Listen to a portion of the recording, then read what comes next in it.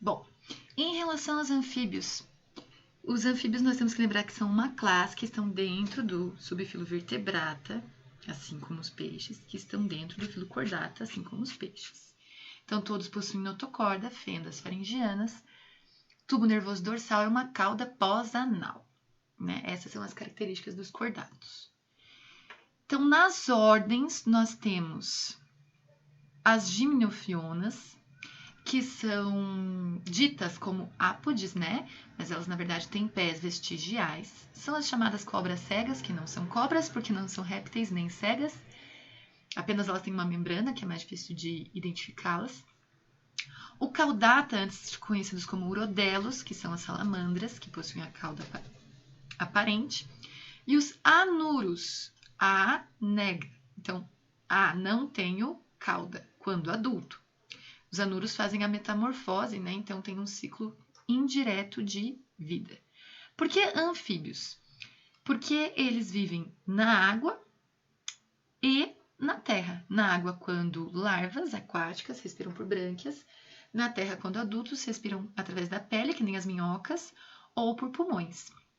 Então a pele tem que ser bem úmida, bem fina, né? Por isso que eles são os menos resistentes a mudanças climáticas ou de composições químicas, não só na atmosfera, mas no ambiente. Aqui mostrando que eles têm um esqueleto ósseo, né? São tetrápodes. Aqui mostrando essa metamorfose, lembrando que nos sapos é chamado de girino, sapos, rãs e pererecas é chamado de girino. E o sistema circulatório deles é já um pouco mais desenvolvido. A circulação ainda é incompleta, quer dizer que se mistura, mas eu não tenho mais duas, eu tenho 3 câmaras, 2 átrios e 1 ventrículo. Então vamos lá. O sangue rico em oxigênio chega no átrio esquerdo, o sangue com pouco oxigênio chega no átrio direito. Dos átrios vai para o ventrículo, do ventrículo vai para o coração, do ventrículo vai para os pulmões, ou as brânquias, né? E aí oxigena o sangue, vai para os tecidos, volta, e aqui o sangue oxigenado vai para o ventrículo, vai para os pulmões ou brânquias, oxigena, vai para o corpo, desoxigena, e assim continua.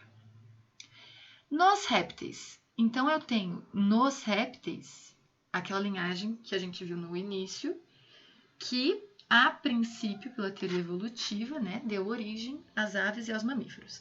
Tanto que a ave mais antiga é chamada de Archaeopteryx. É um dinossauro, é um réptil, né, e que encontravam que tinha apenas posição bípede. Então, aí, digamos assim, reforçando essa teoria. Os répteis são os primeiros que começam a ter ovo com casca e os anexos embrionários. O âmnio, para proteção de choques mecânicos. O saco vitelínico, que tem o vitelo, que é a nutrição para o embrião. O alantoide, que armazena os excretas.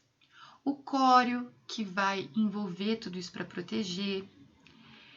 Aqui o que é importante, a clara, gente, percebam, a clara não é o embrião, né? A clara é só o que vai, digamos assim, diminuir o atrito do próprio choque mecânico dentro desse ovo.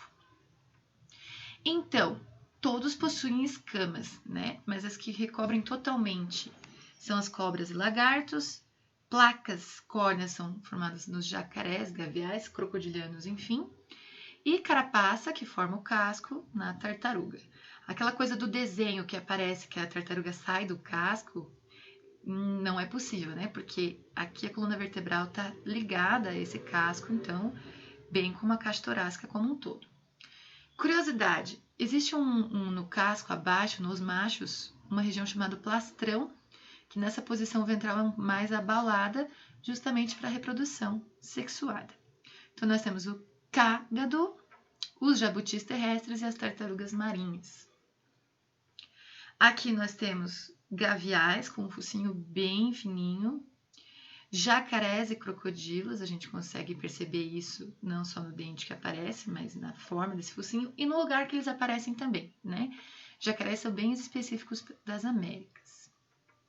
E os escamados, ou também chamados lepidossauros, né, que são os lagartos, anfisbenas, que são as cobras de 2 cabeças, e as serpentes ápodes, essas sim, ápodes.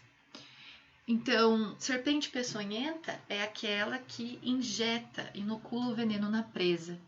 Pela posição do dente, pela presença de fossa telorial, a gente consegue distinguir isso para aqui da América do Sul. Ah, mas lá nos Estados Unidos dizem que é triangular e redonda. Sim, para lá funciona. Aqui, não. Então, a presença de fossetas loreais ou labiais é que vai permitir essa mesma distinção em quase todas e a dentição. E a presença do órgão de Jacobson é bem mais utilizada nas peçonhentas. Por quê? Porque elas vão identificando o calor, por isso que elas retiram a língua, identificando o calor do ambiente através desse órgão, e aí sabe dizer se o animal é ectotérmico ou não. Podem ser ovíparas, ou vivíparas, ou vivíparas, ou seja, colocarem ovos, parirem os filhotes, ou esses filhotes estarem dentro de ovos dentro do corpo da mãe. E o sistema já começa quase ter 4 câmeras divididas, mas não são totalmente divididas. Uma curiosidade é que os crocodilos têm hábitos carnívoros apenas e que elas têm cloaca. Então, daqui nós vemos peixes, anfíbios e répteis, todos são ectotérmicos. O que significa isso? Dependem da temperatura externa para aquecer, para aumentar a temperatura do corpo e do sangue. Quando eu falo nisso, é que eles não mantêm a temperatura do corpo constante, ok? Agora a gente vai parar aqui para depois irmos para as aves e mamíferos.